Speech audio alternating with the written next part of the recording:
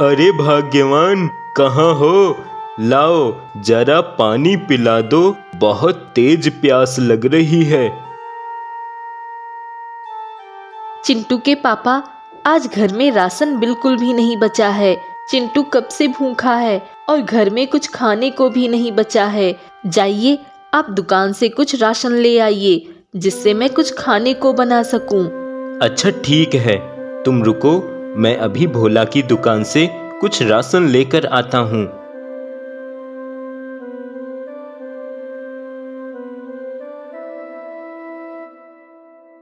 अरे भोला भाई, जरा 1 किलो चावल और 250 ग्राम अरहर की दाल दे देना। हाँ हाँ, दे दूंगा दे दूंगा। लाओ देखूं तो कितने पैसे लाए हो मंगरू भाई। तभी मंगरू उसे अपने पैसे दे देता है। हाँ देखो मंगरू, अब तो ये पैसे तुम्हारी पहले की उधारी के हो गए, जो तुम कब से नहीं चुका रहे थे। अब तुम मुझे और पैसे दो, तो ही मैं तुम्हें चावल और दाल दूंगा। अरे भोला भाई, ऐसा ना करो, मेरी बीवी बच्चे भूखे हैं, मुझे राशन दे दो, मैं जल्दी ही तुम्हें पैसे दे दूंगा। मंगरू बार बार भोला से राशन मांगता रहा, पर भोला ने मंगरू की एक ना सुनी और निराश होकर मंगरू अपने घर चला जाता है। अरे, क्या हुआ? आप राशन नहीं लाए? सुमित्रा, गया तो मैं राशन लेने ही था, पर भोला ने पहले की उधारी के पैसे वसूल लिए उन पैसों में और कहा कि राशन लेना है तो और पैसे लेकर आओ। भला अब मैं कहाँ से और पैसे लेकर आऊं? लकड़ियां बेचकर जो पैसे मिले थे वो सब तो भोला ने ही ले लिया। देखा, मैं कहती थी ना कि ये लकड़ियां वकड़ियां काटने जंगल ना जाया करो और कुछ काम धंधा शुरू करो, पर मेरी बात कभी मानते ही नहीं हो। अब देखो, आज भूखे मरने के दिन भी आ गए हैं। मैं तो अपने बेटे को लेकर जा रही हूँ मायके। अब तुम रहना खुश यहाँ पे। नहीं सुमित्रा, तुम कहीं मत जाना, मैं अभी कुछ पैसों का इंतजाम करके आता हूँ। इतना कहकर मंगरू जल्दी से मुखिया जी के घर पहुँच जाता है। मुखिया जी, मुखिया जी, मुझे कुछ पैसे उधार मिल जाते तो बहुत मेहरबानी होती। मैं लौटा दूंगा मुखिया जी, जल्द से जल्द ही लौटा दूंगा। अरे मंगरू, तुम तो जानते ही हो, इस साल हमने गांव में कितना विकास कार्य करवाया है, तो सारे पैसे और यहाँ तक कि मेरी खुद की जमा पूंजी भी उसमें ही लग गई है, तो अभी तो ना हो पाएगा। मंगरू वहां से भी निराश होकर लौट जाता है। अरे मंगरू भाई, क्या हुआ? आए, इतना सुस्त सुस्त कहाँ जा रहे हो भाई? अरे जाने दो भाई, भाभी जी जो घर से चली गई हैं। अरे क्या कह रहे हो भाई? सच में भाभी जी चली गई? अरे मंगरू भैया, कौनो झगड़ा वगड़ा हुई गवा का? वो दोनों आदमी मंगरू को खूब परेशान करते हैं, जिससे मंगरू को भी गुस्सा आ जाता है और वह गुस्से में वहां से चला जाता है।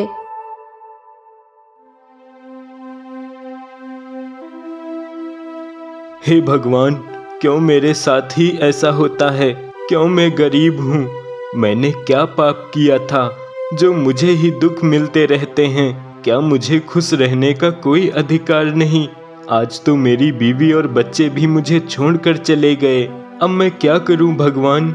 मैंने किसी का क्या बिगाड़ा है जो सब लोग मुझे ही परेशान करते रहते हैं? जहां भी देखते हैं बस मेरी गरीबी का मजाक बनाने लगते हैं। अरे इससे अच्छा है कि मैं किसी को दिखूं ही ना। अरे भगवान, आप ही मेरी सुन लो, मेरी कुछ मदद करो भगवान, मदद करो। मंगरू वहीं मंदिर में रोते रोते सो जाता है।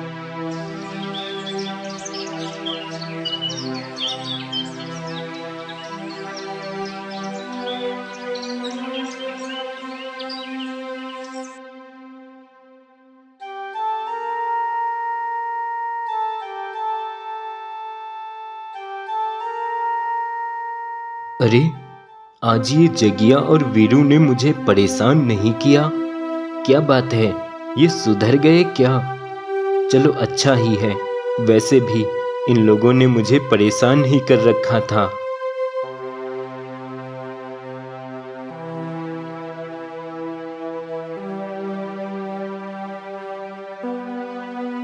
अरे अंगद भाई, जल्दी जल्दी देख लो घर में क्या क्या रखा है। अरे चिंता क्यों करते हो मंगत भाई, घर में तो कोई भी नहीं है, बस जल्दी से हाथ साफ करके निकल जाते हैं। अरे, ये तो चोर हैं। तभी मंगरू अचानक उनके सामने आकर खड़ा हो जाता है। चोर चोर, पकड़ो चोर, चोर चोर। अरे बाप रे, ये कौन है? लगता है किसी ने हमें देख लिया है। भाग मंगत, भाग यहाँ से। तभी वह दोनों चोर दुम दबाकर वहां से भाग जाते हैं। ये चोर ऐसा क्यों कह रहे थे कि लगता है किसी ने उन्हें देख लिया है, जबकि मैं तो उन दोनों के सामने ही खड़ा था। तो क्या उन दोनों ने मुझे नहीं देखा होगा?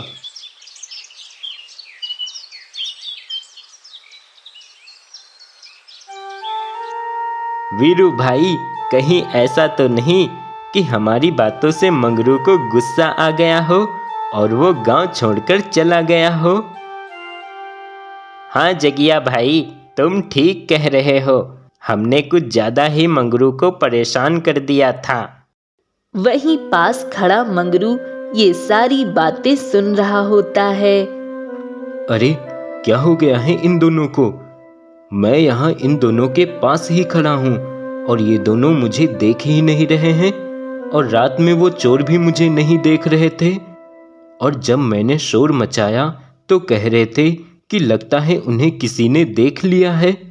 तभी मंगरू जाकर उन दोनों के सामने अचानक खड़ा हो जाता है। ये क्या? ये लोग अब भी मुझे नहीं देख पा रहे हैं। ये सब क्या है? मुझे कोई देख क्यों नहीं पा रहा है? कहीं मैं सच में तो गायब नहीं हो गया?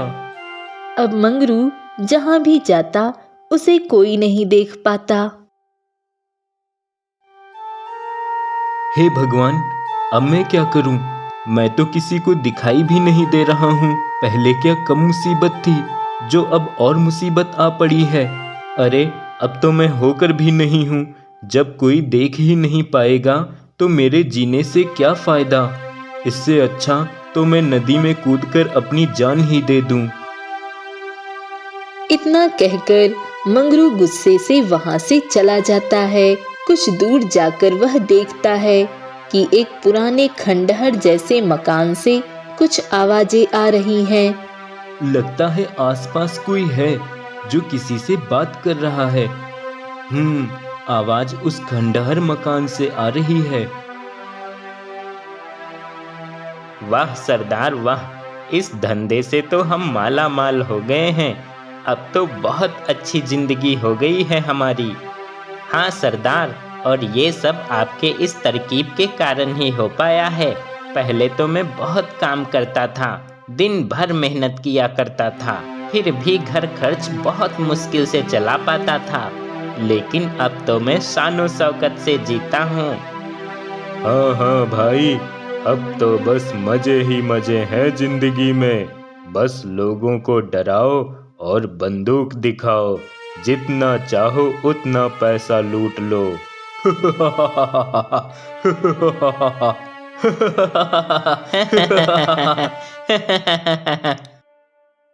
अच्छा, तो ये बात है, ये ढोंगी इतने दिनों से लोगों से झूठ बोलकर उनको ठग रहा था और मजे कर रहा था।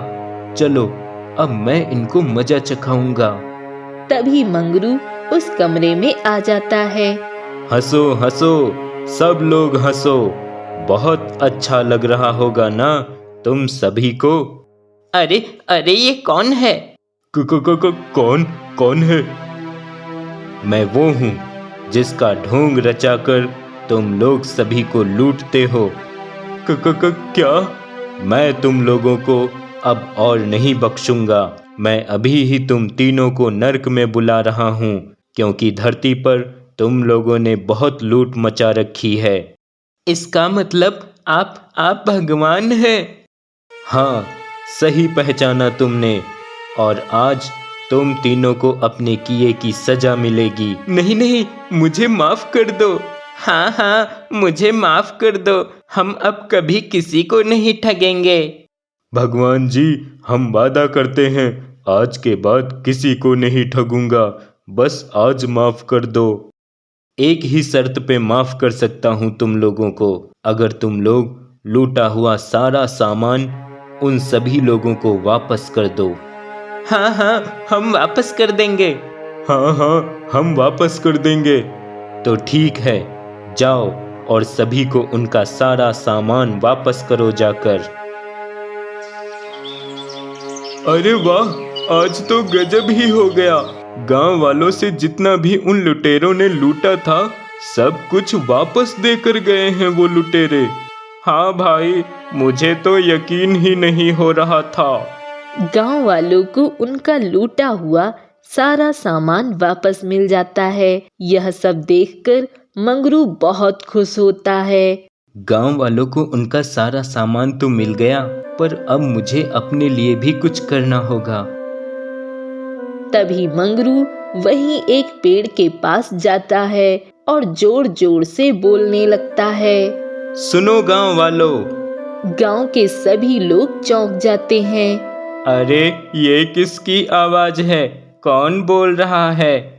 हाँ, ये किसकी आवाज है? कौन बोल रहा है? मैं बोल रहा हूँ, इस संसार को बनाने वाले ईश्वर का एक दूत। तुम सभी को अपना सामान मिल गया है और तुम सब बहुत खुश हो। पर क्या ये जानते हो ये सब किसकी वजह से हुआ है? किसने तुम सबको तुम्हारा सारा सामान दिलवाया है और तुम सभी को उन लुटेरों से किसने आजाद करवाया है? नहीं जानते हो तो मैं बताता हूँ। वो है मंगरू, जिसने भगवान से तुम सभी के लिए प्रार्थना की और कहा कि मेरे गांव वासियों की रक्षा करना और उनकी तकलीफें दूर करना। और मंगरू की बात से ईश्वर खुश हो गए और उन्होंने मुझे भेजा उन लुटेरों को सजा देने के लिए। और देखो, तुम सभी को तुम्हारा सारा सामान वापस मिल गया। अब मैं चलता हूँ। अब मंगरू वहां से चला जाता है और जंगल के उसी मंदिर में पहुंच जाता है और भगवान से प्रार्थना करता है। हे भगवान, इस मंदिर में मैंने कहा था कि मैं गायब ही हो जाऊं और उस दिन मैं गायब हो गया था। भगवान, आज मैं कहता हूँ कि मुझे फिर से सही कर दो, मैं लोगों को दिखाई देने लगूं। आपकी बहुत कृपा होगी भगवान जी। इतना कहकर मंगरू अपने घर की ओर जाने लगता है और तभी गांव के कुछ लोग मंगरू के पास आते हैं और मंगरू का धन्यवाद करते हैं और मंगरू को अपने गांव का नया मुखिया चुन लेते हैं। धन्यवाद भगवान, मैं सही हो गया और सभी को दिखाई देने लगा। और इस तरह मंगरू की जिंदगी भी अब खुशियों से भर जाती है।